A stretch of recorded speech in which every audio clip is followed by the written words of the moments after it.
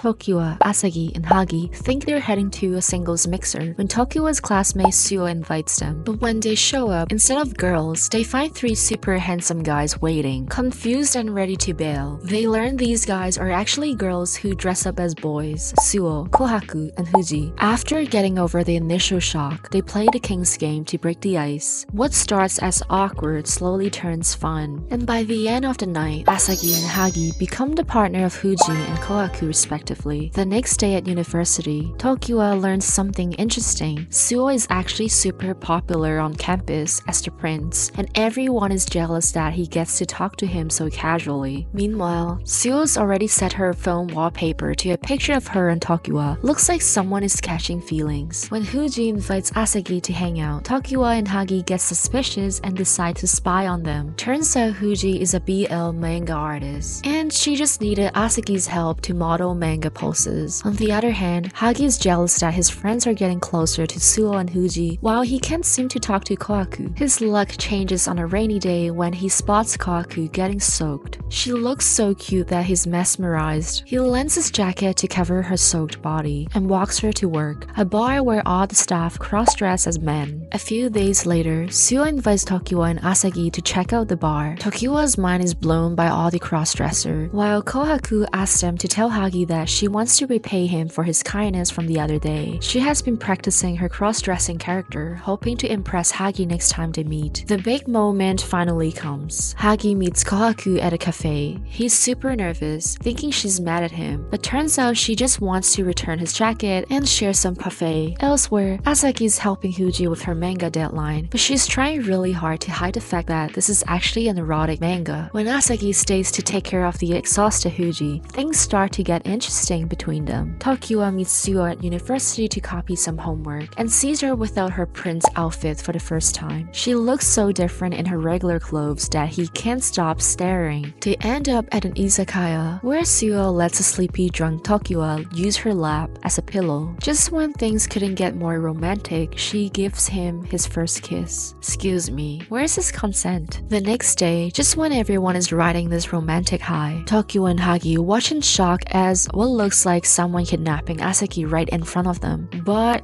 don't worry, turns out it was just Suo grabbing Asagi for the weekend group trip to the zoo for a panda exhibit. Everyone splits up into pairs. Hagi melts watching Kohaku get excited about guinea pigs. Asagi is clinging to Fuji at the scary insect exhibit. Tokiwa and Suo really want to see the pandas, but end up playing hero when they find a lost kid instead. Seeing how disappointed Suo looks about missing the pandas, Tokiwa surprises her with an adorable panda and tiger keychain. Her whole face lights up, and she can't wait to show everyone her new treasure. Just when the day couldn't get any better, Fuji asks Asagi out on a rude date. Asagi shows up to his date at the comic convention, totally amazed by all the excitement. But Fuji's got an interesting way of keeping her excitable date in check. She puts him on a leash. All the female fans can only watch in shock as this is some BL hot shit right there. Fuji then leaves Asagi to handle her manga booth. That's when Asagi discovers Fuji's manga is actually super popular. After a successful day, they celebrate with dinner together. The next day, Suo drops by Fuji's apartment to pick her up, but finds Asagi there. When she asks what's going on, Fuji casually admits she took pictures of Asagi while he was sleeping after dinner, all for a post reference. Asagi is dying of embarrassment, but Fuji's not done yet. She invites him to come to the bar, and of course, Suo uses this chance to invite Tokiwa too. Hagi's head is all messed up about his feelings for Kohaku. He asks Tokiwa if he's got feelings for Suo, and Asagi suggests they could hit up the bar so Hagi can figure out his feelings. One look at Kohaku working there, and yep, Hagi's definitely in love. A week later, he finally admits he likes Kohaku to his friends, but there's a problem. He hasn't spent much time with her, so he's scared that she will reject him. Even getting advice from Fuji doesn't help him either. But then something amazing happens.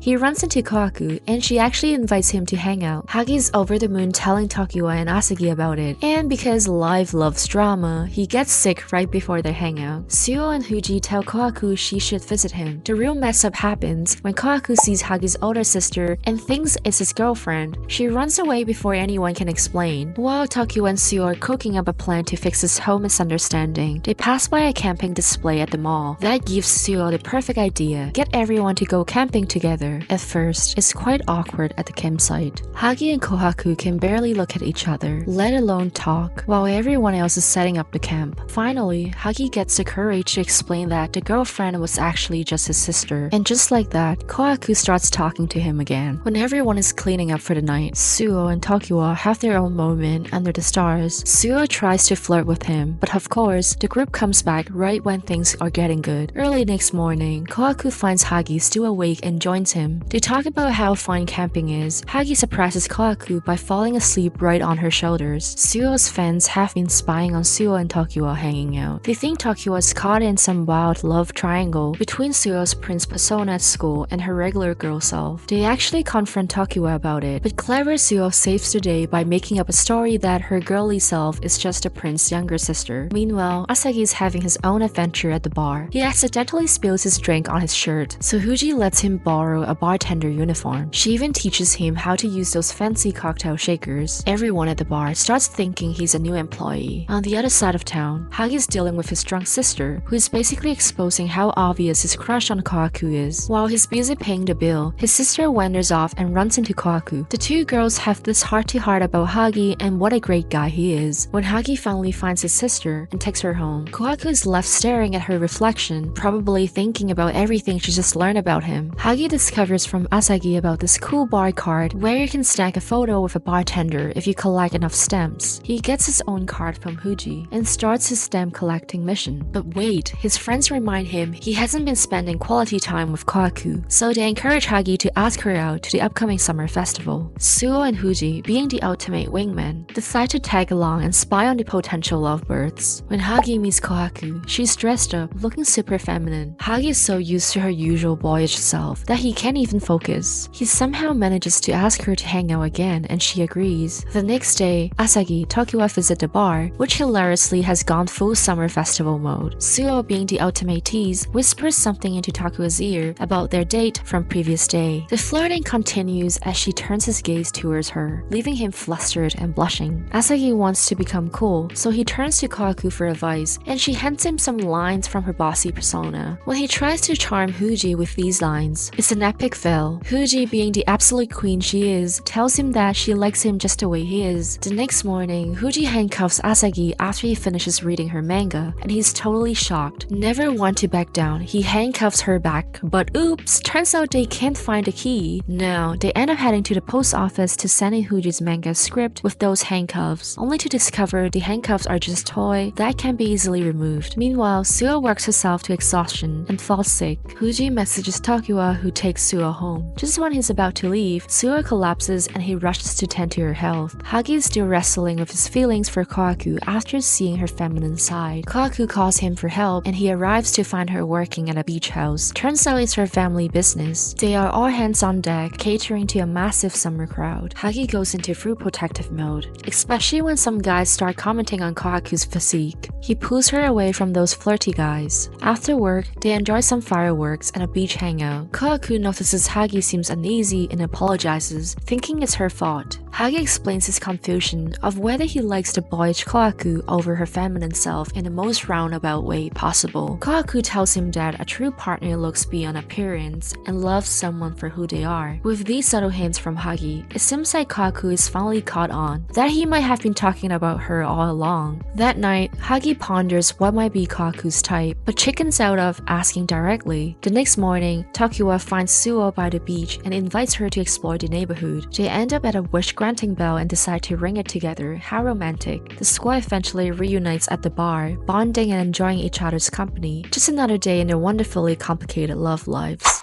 So what do we have here? A slice of life romance that is equal parts surprising and adorable. I'm giving this one a solid 7.3 out of 10. We've got 3 potential couples navigating the most awkward and sweet moments you can imagine. Are they dating? Not officially. Are they falling for each other? 100% yes. Definitely a watch for romance anime fans looking for something just a little bit different. If you're into unexpected love stories with a cross-dressing twist, this one is totally worth your time. Thanks for watching. See you in the next one.